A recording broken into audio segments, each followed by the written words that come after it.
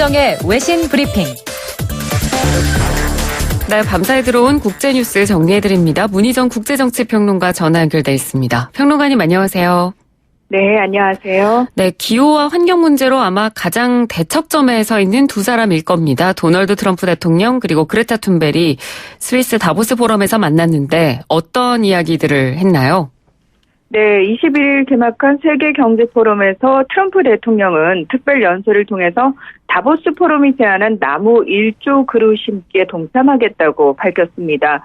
이 나무 1조 그루 심기는 향후 10년간 1조 그루의 나무를 심어서 2천억 톤 이상의 이산화탄소를 흡수토록 하겠다는 제안인데요. 이 얘기를 하면서도 트럼프 대통령은 지금은 기후변화 문제를 비관할 때가 아니라 낙관할 때다. 끊임없이 비관론을 퍼뜨리는 자들과 그들의 대재앙 예언을 거부해야 한다. 이런 주장을 또 내놨습니다. 네. 그러면서 더 나아가서 이 불안 조장자들은 1960년엔 인구 과다 위기, 70년대엔 대량 기아, 1990년대엔 원유 고갈을 예언했다고 지적하면서 과학자들이 세계가 처한 긴급한 문제를 해결할 방안을 찾을 것이라고 자신 있게 표현하기도 했습니다.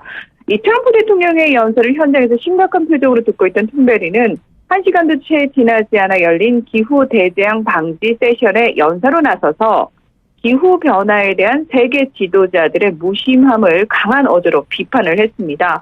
이 툰베리가 뭐라고 얘기를 했냐면 이 나무 심기 좋다. 하지만 나무 심기와 과학의 발전을 기다리는 것만으로는 해결이 되지 않는다면서 젊은 세대가 바라는 것은 탄소 배출과 화석 연료에 대한 투자를 단계적으로 줄이는 것이 아니라 탄소 배출을 지금 당장 중단하는 것이라면서 세계 지도자들에게 즉각적 문제 해결 방안 마련을 촉구했습니다. 네. 툰베리의 이런 발언이 단순히 트럼프 대통령을 향한 메시지는 아닌 것 같고요. 대다수의 사람들에게 했던 말이 아닐까 싶습니다. 네네. 다음 소식으로 가보죠. 올해 열리는 도쿄올림픽이 일본의 전범기인 그 우길기를 일본이 사용하겠다고 해서 지금 논란이 되고 있는데 세계 최대 청원 사이트에 지금 금지 청원이 올라왔다고요? 네, 그렇습니다. 이 사이버 외교 사절단인 방크가요, 지난해 9월 19일에 세계 최대 청원 사이트인 change.org에 2020년 도쿄올림픽 패럴림픽에서 우길기 응원을 금지해달라는 청원을 올렸습니다. 그리고 4개월이 지난 21일 현재 지구촌 평화의 축제인 2020년 도쿄올림픽에 군국주의 상징인 우길기 응원을 금지해주세요라는 이 청원에 서명한 사람이 5만 명을 넘긴 겁니다. 네. 그동안 이 3만 5천 명 이상이 자신의 SNS 계정을 통해서 청원을 공유했고요. 2천 명이 의견을 낸 것으로 알려졌는데요. 이 방크는 5만 명의 청원 명단과 의견을 정리해서 토마스 바흐 국제올림픽위원회 IOC 위원장과 사무국에 이메일로 전달했다고 밝혔습니다. 네. 이 청원에는 구체적으로 어떤 내용들이 담겨 있습니까? 이 방크는 청원 첫머리에 어떤 시위나 정치적, 종교적, 인종적 선전도 올림픽과 관련된 장소나 지역에서는 허용되지 않는다는 올림픽 헌장 50조 2항을 언급하면서 지난 1936년 베를린 올림픽에서 나치가 선전에 이용한 하켄크로이트 깃발을 빗대서 설명을 했는데요.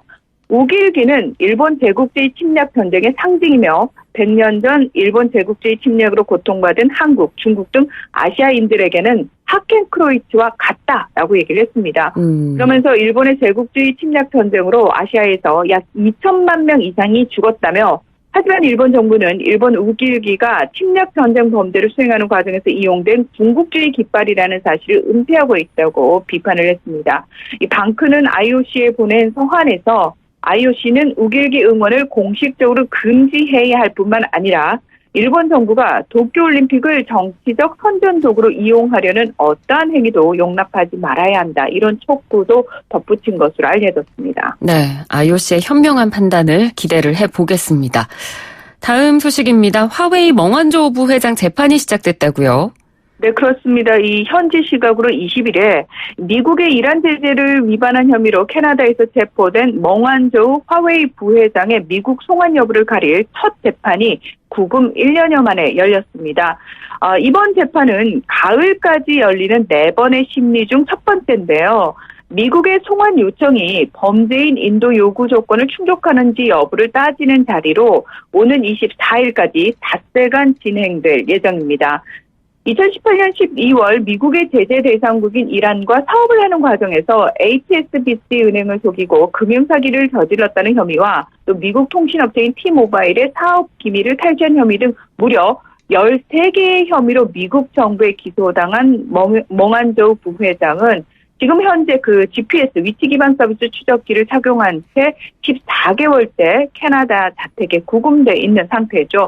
어제도 사실 보란 듯이 이 전자발찌가 보이는 옷을 입고 언론 앞에 모습을 드러냈습니다. 네. 미국이 화웨이 창업자인 런던페이에 따르자 회사 최고 재무 책임자인 멍 부회장을 체포하고 신병 인도를 요구하는 실질적인 이유는 5G 경쟁에서 중국 기업을 견제하려는 행위라는 분석이 우세한데요. 그러니까 실제로 미국은 화웨이에 대해서도 국가안보에 위협을 가한다는 이유로 화웨이와 68개 계열사를 블랙리스트에 올리면서 강도 높은 규제를 적용을 하고 있고요. 그리고 더불어서 유럽연합과 파이브아이즈, 이 영어권 5개국 기밀정보 동맹체입니다. 이 파이브아이즈뿐만 아니라 다른 동맹국들을 상대로 반화웨이 동참을 압박하고 있는 상태이기도 합니다. 네. 그러면 구체적으로 이 멍 부회장 측 그리고 캐나다 측은 어떤 주장을 하고 있나요? 이 재판에서 핵심 쟁점은 뭐냐면 어디까지나 미국 정부에 의한 기소이기 때문에 과연 그 기소된 혐의들이 캐나다에서도 불법인지 여부를 가리는 건데요. 네네. 멍 부회장 측은 이 사기 혐의는 허울뿐이다. 미국이 자신의 국가안보 목표를 위해서 캐나다에 송환을 요구해서는 안 되고 그녀를 미국에 송환하는 것은 이중범죄 규칙 위반에 해당한다. 이렇게 주장을 했습니다. 네. 그러니까 여기서 말하는 이중범죄 규칙이 뭐냐면 캐나다에서 발생한 사건이 미국 법을 위반했더라도 캐나다에서 불법이 아니면 범죄에 부합하지 않는다는 내용인데요. 그러니까 이들의 주장에 따르면 체포 당시 캐나다는 이란에 제재를 가하고 있지 않았기 때문에 그러니까 2016년에 이란에 대한 제재 조치를 캐나다는 중단한 상태였습니다. 그래서 멍 부회장의 행위는 캐나다에서는 불법이 아니라는 겁니다. 네. 그러니까 이에 대해서 캐나다 법무부 측은 멍 부회장이 HSBC 등 일부 중국 회사 은행들을 속이면서 이란과 사업을 이어온 것은 캐나다가 이란 제재를 중단하기 전인 2018년 8월에 이르기 때문에 미국의 범죄인 인도 요청에 찬성을 한다. 이렇게 얘기를 하고 있는데요. 미국과 중국이 1단계 미중 무역 합의안에 서명한 상태이지만 이 재판 결과에 따라서 또 갈등이 증폭될 가능성도 크다는 분석이 상당히 많이 나오고 있습니다. 네, 그렇군요. 다음 소식은 리비아 소식입니다. 리비아 내전이 정말 모처럼 끝날 기미가 보이질 않고 있는데 독일이 주도적으로 휴전을 위한 협상 테이블을 마련을 하긴 했습니다만 결과는 그리 좋게 나오지 않았네요. 네, 그렇습니다. 지난 19일 독일 베를린에서 열린 국제회담에서 미국, 러시아, 터키, 프랑스, 영국, 독일, 이탈리아, 이집트 등 10여 개국 국가 이 지도자들이 무기 수출 금지 조치를 준수하고 이 리비아 내전에 개입하지 않음과 동시에 영구 휴전을 위한 후속위원회를 설치하기로 합의를 했습니다. 그리고 다음 날 유럽연합 외무장관들이 벨기에 브뤼셀에 모여서 리비아 평화 정착 방안을 이행할 후속 조치를 논의를 했는데요. 하지만 이 각국의 이해관계에 따라서 통합정부군과 또 리비아 국민군을 각각 따로 지원을 하고 있기 때문에 이들이 합의한 내용이 과연 지켜질 것인지에 대해서는 굉장히 회의적인 시각이 많습니다. 네. 러시아를 비롯한 이집트, 아랍에미리트, 사우디아라비아 등의 지원을 받고 있는 리비아 국민군의 경우 대부분의 유전지대를 장악하고 있기 때문에 사실 미국도 이 물밑에서 지원을 하고 있거든요. 그리고 아프리카 무장단체 소탕에 이 리비아 국민군이 좀 앞장선다는 이유로 프랑스의 지원도 막부에서 이루어지고 있습니다. 하지만 사실 공식적으로 미국을 비롯한 프랑스, 서방 국가들은 통합정부군을 지원을 하고 있거든요. 네. 이 통합정부군은 이 나라 외에도 무슬림 형제단이 주축이 되어 있기 때문에 터키와 카타르의 지원도 받고 있고 또 트리폴리에 국영 석유사를 두고 있는 이탈리아도 직접적으로 힘을 보태고 있는 상황입니다. 그러니까 지금 말씀드린 것처럼 정작 리비아 국민들의 뜻과 의지에 따라 이 뜻이 갈린 양측이 싸우는 것이 아니라 철저하게 자국의 이익을 앞세운 외국 세력의 논리와 또 리비아 내에서 권력을 탐하는 정치인들이 결탁한 내전이기 때문에 더더욱 휴전이라든지 종전이 쉽지 않은 상황이다. 이렇게 말씀드릴 수 있습니다. 네, 그런 상황이라면 뭐 리비아 국민들 입장에서는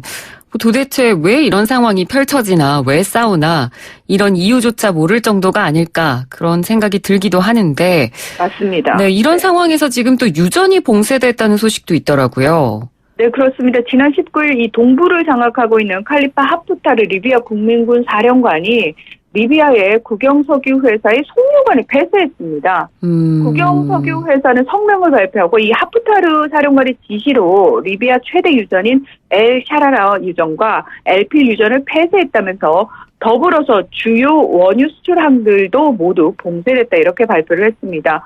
사실 제가 앞서 말씀드린 것처럼 이 10개국 정상들이 영구 휴전을 촉구하면서 어떤 내용도 추가가 됐냐면 네. 리비아 내 단일 정부 구성 그리고 원유 자원의 공정한 분배 이 부분이 포함이 됐는데 사실 거의 모든 유전지대를 장악하고 있는 리비아 국민군 입장에서는 이런 내용들이 결국 통합정부 측을 위한 조치일 뿐 자신들에게 이득이 되지 않는다고 판단한 겁니다.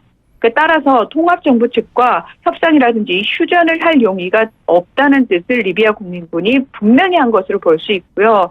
이 폐쇄됨에 따라서 리비아의 하루 원유 생산량이 130만 배럴에서 2011년 이후 최저치인 7만 2천 배럴로 줄어서 이 국제 유가도 좀 오름세의 영향을 받고 있다 이런 얘기들이 나오고 있습니다. 네. 이렇게 보니까 뭐 리비아 내부 문제가 아니라 리비아도 역시 이 냉정한 국제관계 속에서 또 다른 희생양이 된 게 아닌가 그런 생각도 듭니다. 네네. 마지막 소식입니다. 프랑스의 디지털세로 촉발된 미국과의 갈등 일단은 봉합됐다는 소식이 들려왔습니다. 관세가 유예됐다고요?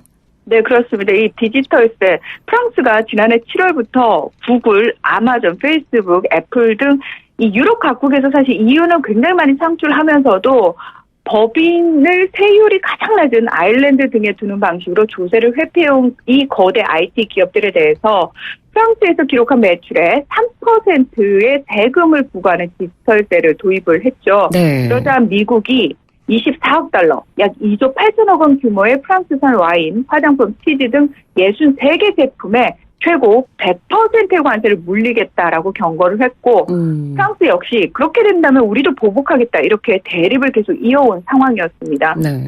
그럼에도 불구하고 양국은 물밑 협상을 계속해서 해왔는데요. 지난 19일에 정상 간 통화로 올해 연말까지 경제협력개발기구 OECD를 통해서 디지털세에 관한 국제조세 원칙과 세부안 마련을 위한 논의를 진행하기로 합의를 하면서 이 올해 첫 부과가 예정된 디지털세를 1년간 유예키로 한 겁니다. 이에 따라서 이탈리아를 비롯해서 올해 이 제도 도입을 진행 중이었던 영국 등 다른 국가들도 일단은 OECD 논의 상황을 고려해 가면서 자국의 디지털세 재검토를 할 수밖에 없는 상황이 됐고요. 사실 근데 OECD는 지난해 10월에 이미 기업이 법인을 두지 않는 나라에서도 디지털 영업으로 발생한 이윤에 대해서는 해당 국가가 과세권을 갖는다는 내용의 일반 원칙을 마련을 했습니다. 하지만 미국이 이에 대해서 일괄적으로 적용하는 것은 이건 차별이다. 선택적 적용을 주장을 하면서 프랑스와 갈등을 빚어온 상태였거든요. 네. 그래서 OECD 내에서 또다시 어떤 논의가 펼쳐질지 좀 주목을 해볼 필요가 있고요.